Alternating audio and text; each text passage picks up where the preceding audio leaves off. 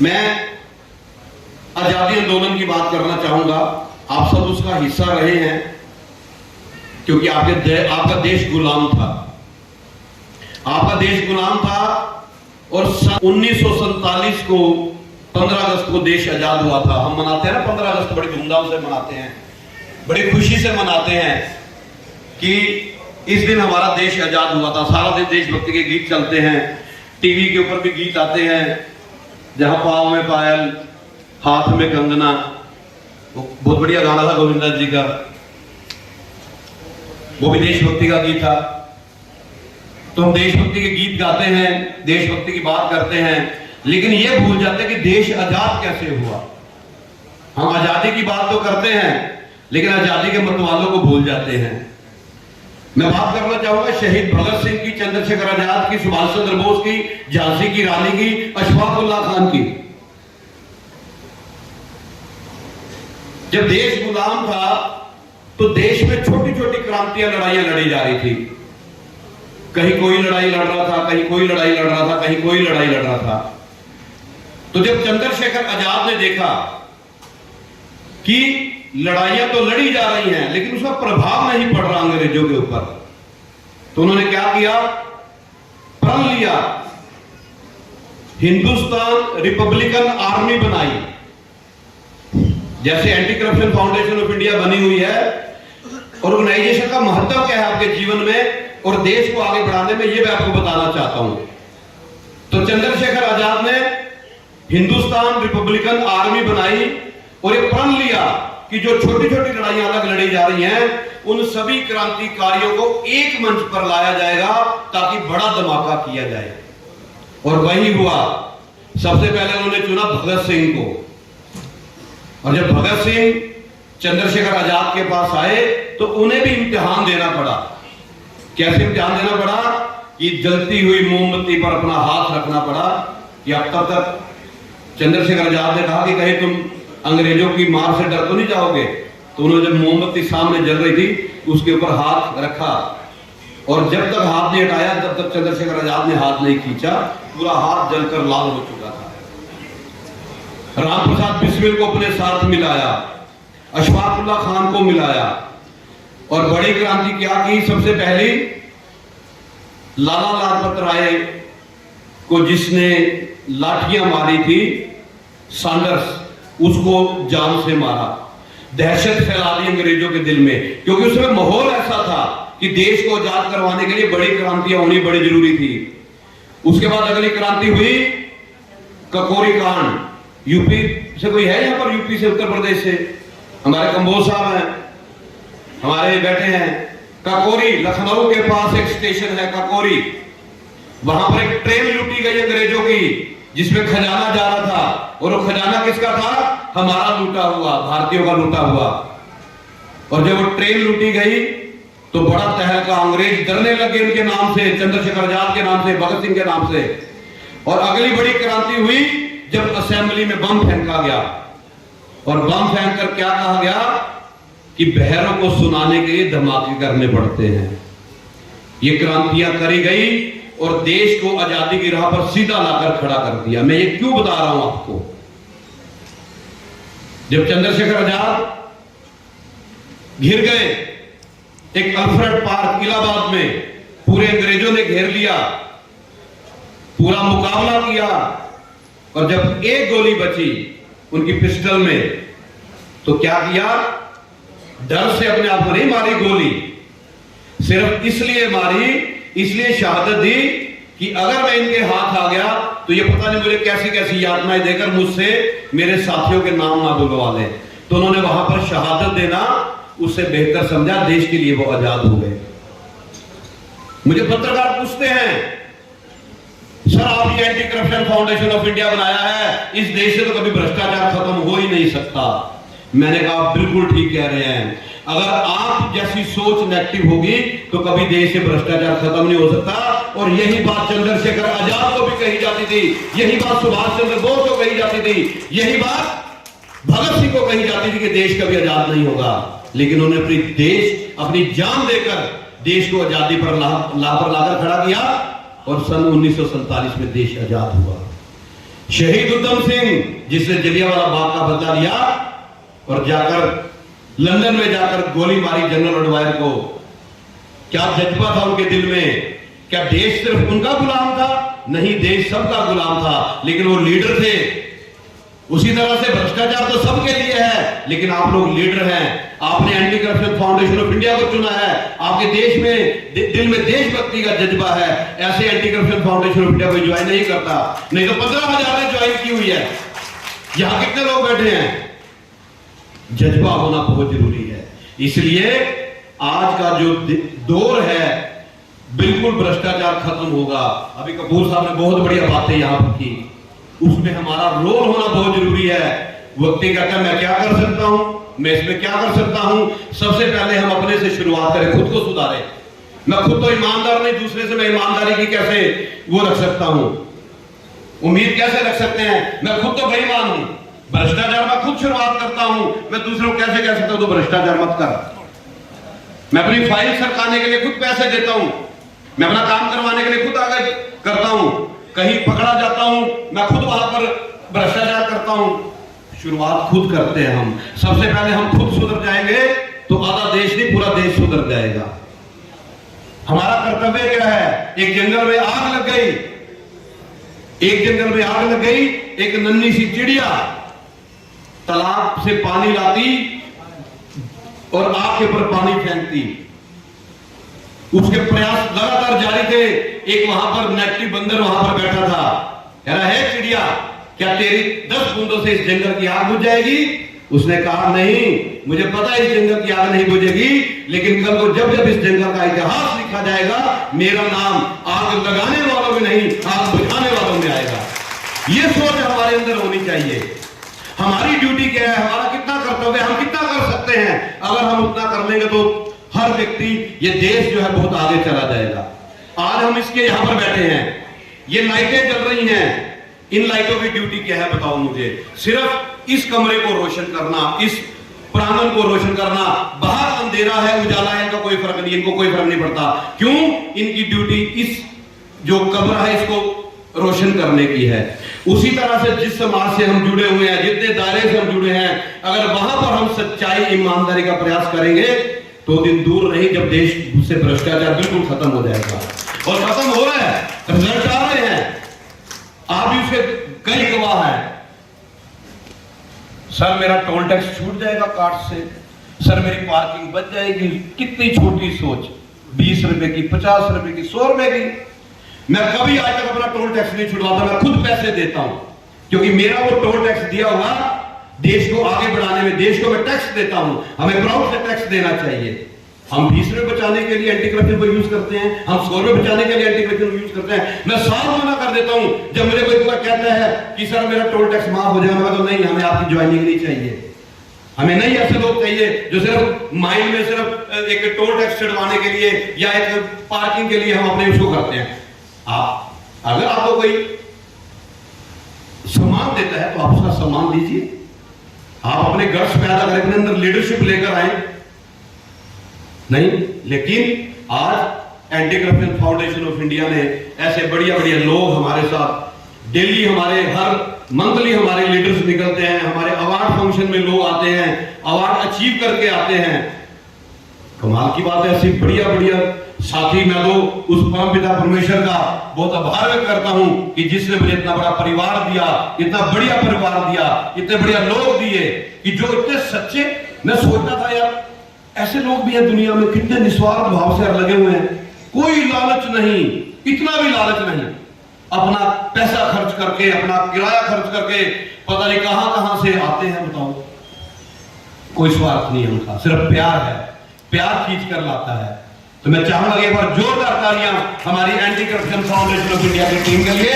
लेकिन एक बात मैं जरूर आपको समझाना चाहूंगा, बताना चाहूंगा, अगर आप सही हैं, अगर आप सच्चे ईमानदार हैं, तो किसी के गलत कहने से आप कभी गलत नहीं हो जाओगे। सूरज की रोशनी है, सूरज की रोशनी के आगे अगर आप हाथ रख दोगे तो सूरज की रोशनी नहीं रुकेगी। हम डर जाते हैं, पत्रकार ने मुझसे ऐसा सवाल कर लिया, पत्रकार ने मुझसे ऐसा सवाल कर लिया। भाई पत्रकारिता को आप क्या समझते हो? आज पत्रकारिता का स्तर गिर चुका है। आज पत्रकारिता का स्तर गिर चुका है, बहुत बड़ी से बड़ी पत्रकारिता भी है, लेकिन निम्न वर्ग की भी पत्रकारिता यहां पर होती है। हमने अपने आप को मजबूत करना है, अपने आप को ईमानदार बनाना है, हमने किस तरह से अपनी आईडी को यूज करना है, हमने वो देखना है। एक व्यक्ति क्या, आप कहां से आए हैं, कार्ड है किसी के पास, आप कहां से आए हैं, उसको अपना कार्ड दे दिया, कहता दिखा अंदर। क्या बात है यार, ये अरे ये आपकी पर्सनल आइडेंटिटी है, ये किसी को देने, ये विजिटिंग कार्ड थोड़ी है ये, और उसको दे दिया, वो आगे अंदर लेकर चला गया कार्ड, ये आए हैं जी, आए हैं, नहीं, ये बिल्कुल गलत है। ये आपकी पर्सनल आइडेंटिटी है, संभाल के रखने के लिए, आपके लिए, आपके पास है। जब आप किसी को देखो कितने अच्छे लग रहे हैं, सबने डाले हुए हमारे आईडी, हम अपने इनके विजिटिंग कार्ड बनवाएं कि जब भी हम कहीं जाएं अपना विजिटिंग कार्ड भेजें अंदर। हम अपना आई कार्ड अंदर भेज देते हैं किसी के पास, सारे नहीं करते ऐसे, लेकिन एक समझाने की बात है। हम विजिटिंग कार्ड बनवाएं, विजिटिंग कार्ड भेजें, आप देखें उसका महत्व। Anti corruption foundation of India भारतीय संविधान के हिसाब से रजिस्टर्ड एक संस्था है। बताओ कोई कहे कहां गलत है? Ministry of MSME, NITI Aayog जो इस समय सबसे बड़ा बैठे हमारे वो Harish Chandra ji, ministry of MSME के कंसल्टेंट है नीति आयोग, और आपको तो सेंट्रल विजिलेंस कमीशन सर्टिफाइड करके दिया कि हाँ हम आपकी बात को, आपकी शब्द को आगे बढ़ाएंगे, हम उनकी शब्द को आगे बढ़ा रहे हैं। इंडियन ट्रस्ट एक्ट जो हमारे देश का सबसे पुराना एक्ट है, सबसे पुराना 1800 कुछ का, हम उससे रजिस्टर्ड है। हम, हमारे वकील साहब बैठे हैं बीच में, विक्रम जी, बताओ विक्रम जी इतने डेडिकेटेड है, बताओ कहां कहीं है, कहीं कमी है एंटी करप्शन में, कोई रजिस्ट्रेशन में कमी है? तभी ऐसे नहीं परिवार को आगे बढ़ा रहे। लेकिन मैं एक बात आपसे कहना, थैंक यू विक्रम जी, लेकिन एक मैं आपको बात जरूर कहना चाहूंगा, हम अपने परिवार का विस्तार करने से शर्माते हैं, हम किसी को कहने से शर्माते हैं। आप एक बात सोचो कि अगर आप फिल्म देखने जाते हैं तो आपका माइंड फिल्म में रहता है, और आप वहां कुछ भी हो जाए आपका ध्यान सीधा फिल्म में रहता है, इंटरेस्ट, क्योंकि आप वहां पर एंटरटेनमेंट करने गए हैं। और जब आप मंदिर में जाते हैं तो आपका माइंड कैसा हो जाता है? बिल्कुल पवित्र हो जाता है ना। जब हम मंदिर में जाते हैं तो हमारी सोच क्या हो जाती है? मंदिर, गुरुद्वारा, मस्जिद, कुछ भी, चर्च, क्योंकि हम तो सभी धर्मों का सम्मान करते हैं, तो वहां पर जाकर हमारे अंदर एक पवित्रता आ जाती है, हमें अपने भगवान को याद करते हैं ना। हम जिस तरह के माहौल में जाते हैं हम उस तरह से हो जाते हैं। अगर हम लोगों को anti corruption foundation of India के साथ जोड़ेंगे, सबसे पहले तो वो बंदा सच्चा और ईमानदार बनेगा। क्यों बनेगा बताओ? अगर उसमें कोई कमी भी होगी, मैं गारंटी देता हूं, जब बार बार उसको एक चीज आप बताओगे, जब बार बार वो आपको देखेगा, उसके अंदर से नेगेटिविटी दूर होगी, पॉजिटिविटी आ जाएगी। इसलिए विस्तार सृष्टि का नियम है, जब एक औरत और मर्द की शादी होती है तो सबसे पहले वो क्या सोचते हैं? अपने परिवार का विस्तार सोचते हैं ना, कि हमारा बच्चा हो, हमारा वंश आगे बढ़े। एक पेड़ लगता है, क्या पेड़ अपने पेड़ हो जाता है? तो सबसे पहले क्या लगता है? बीज। जब बीज बोया जाता है तो उसका विस्तार होता है तो पेड़ बनता है। अब गाड़ी जब धूप होती है तो ढूंढते हैं ना, कहां छाया कहां है, चलो इसके नीचे खड़ी करो। जामुन तोड़ते हैं, आम तोड़ते हैं, फल लाते हैं, तो बीज किसी ने तो लगाया होता है ना, वो तो हम भूल जाते हैं। इसलिए ये बात हम अपने माइंड में रखें कि विस्तार सृष्टि का नियम है।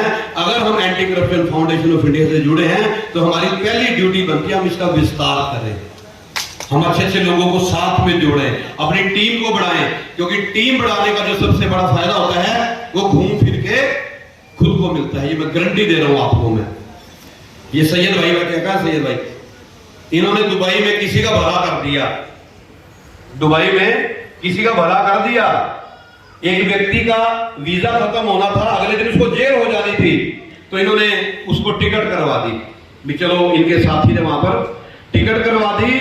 और टिकट करवाने के बाद जब वो वहां से आया तो इनके जो साथी थे उनके दिमाग में आया, चलो यार ये बंदा जा तो रहा है तो इसको हम थोड़ा सा सामान दे देते हैं कि ये वहां पर सामान हमारा वहां पर एयरपोर्ट पे पकड़ा देगा। अब जिसका भला किया, ये तो भला सोच रहे हो, इनकी बुरा सोचने में उसने क्या किया, जब वो एयरपोर्ट पे उतरा दूसरे टर्मिनल से भाग गया सामान लेके। इनके बंदे बाहर खड़े देख रहे, यार आया नहीं यार, सामान भेजा हुआ है। सैयद भाई बेचारे खड़े बाहर कि मेरे लिए अंगूठी आ रही है, चैनी आ रही है, गई। तो इन्होंने मुझे बताया, तो वो व्यक्ति का हमने पता किया, वो कपूरथला लगा ना, ये सामने बैठे हैं, कोई झूठ की बात नहीं है कि मैं किसी की बात कर रहा हूँ। ये सैयद भाई बैठे हैं कपूरथला, 8 लाख रुपए कपूरथला। साथ के साथ सैयद भाई का फोन है, हमने साथ के साथ वहां करके सेट फील्डिंग बिठा दी और वहां से जाके उस बंदे को वहां हमारी टीम ने पकड़ा, सैयद भाई के हवाले किया और पैसे वापस आए। अगर हमारी वहां पर टीम नहीं होती तो क्या ये होता? मुझे किसी का फोन आया, भाई ऐसे हो गया हैदराबाद में, मैंने सैयद भाई को फोन किया, सैयद भाई ये काम है, साथ के साथ काम। ये हरीश जी बैठे हैं, हरीश जी का कोई मैटर हो गया सूरत में, और सूरत में जब मैटर हुआ, मैंने उसी समय हीरा मैम बैठी हैं, इनको फोन किया और ये परिवार की तरह वहां मिले और वो मैटर को कितने दिन में सोल्व किया मैटर को हरीश जी? एक दिन में मैटर सोल्व वापिस। सर ये ताकत anti corruption foundation of India की। अभी ताजा ताजा मेरे सामने सुनील अरोड़ा जी बैठे हैं, इनका कोई मैटर है अभी हमारे पास आया है, इन्होंने कोई मशीनरी ली, बहुत बड़े इंडस्ट्रियल हैं, तो वो अभी इनको तंग कर रहे हैं, तो हमने अपनी टीम की ड्यूटी लगा दी है मुंबई में, तो अभी जल्दी ही इनको वो रिजल्ट हम लाकर देंगे। ये anti corruption foundation of India की ताकत है। ये ताकत क्यों है? क्योंकि हमारी टीम है। अगर टीम ना हो तो कुछ नहीं हो सकता। कोई पंजाब का कहां बैठ जाए, देखो हमारी जिम्मेदार टीम बैठी है पंजाब की, आधी रात को तैयार खड़े हैं। तो इसलिए मेरे कहने का मतलब यह है कि आप अपनी टीम का विस्तार जरूर करें। जितना आपकी टीम का विस्तार होगा उतना आपकी स्ट्रेंथ बढ़ेगी, उतनी आपकी ताकत बढ़ेगी, उतनी आपकी सपोर्ट बढ़ेगी। और एक बात कहने के साथ अपनी बात को खत्म करूंगा कि बीवेयर ऑफ, ये ध्यान से समझना, मैं बीवेयर ऑफ डॉग नहीं कहने वाला, यहां कुत्ते नहीं है। बीवेयर ऑफ नेगेटिव पीपल्स, ये कैंसर से ज्यादा खतरनाक होते हैं, ध्यान रखना इस बात का। कैंसर से ज्यादा, वो कहते हैं कैंसर का इलाज हो सकता है। मैं अब आजकल न्यूज सुन रहा हूं, ऐड कर दे कि कैंसर का इलाज मिल गया है, कुछ टैबलेट्स वगैरह जो भी हैं, हमारे मेडिकल लाइन के बहुत लोग बैठे हैं साथी हमारे। कैंसर का इलाज हो सकता है, शुगर का इलाज हो सकता है, हर बीमारी का इलाज हो सकता है, लेकिन नेगेटिविटी का इलाज नहीं हो सकता। वो कहते हैं घरों के बाहर लिखा होता है बीवियर ऑफ डॉग्स, मैं कहता हूं लिखा होना चाहिए बीवियर ऑफ नेगेटिव पीपल्स। एक आदमी सारे माहौल को गंदा करके चला जाता है, एक नेगेटिव पीपल। अब मेरे साथ मेरी सारी टीम जानती है, मैं नेगेटिव पीपल से कितनी दूर कोसों दूर रहता हूं, मैं नजदीक नहीं लगाने देता। क्यों नहीं आने देता? मेरे पास कोई जड़ी बूटी नहीं है, मैंने अपने अंदर एंटीवायरस डाला हुआ है। नेगेटिव बंदे मेरे पास कभी नहीं आ सकते, पहचान लेता हूं मैं, और नेगेटिव आदमी मेरे पे पहचाना जाता है। इसलिए नेगेटिव लोगों से बचो, वो पॉजिटिव को भी नेगेटिव करके चले जाते हैं। अच्छा सर एंटी करप्शन सर, हाँ यार ऐसा है, चलो जी साथ चलेंगे। एक उदाहरण दे रहा हूं, इसलिए अपने अंदर पॉजिटिविटी देखो। आपने anti corruption foundation of India को ज्वाइन किया है, जिसने क्या सोच समझ किया। विपुल जी बैठे मेरे सामने स्माइल दे रहे हैं।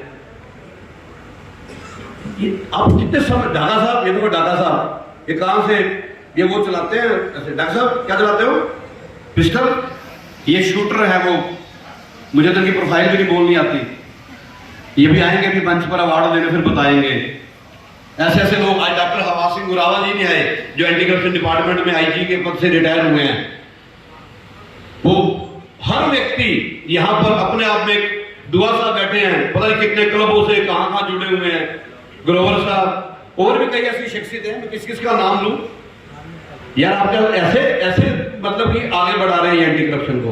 उनको पता है एंटी करप्शन की ताकत क्या है, इसका हमने यूज। देखो ताकत की वैल्यू हमेशा पॉजिटिविटी के साथ मिलेगी आपको।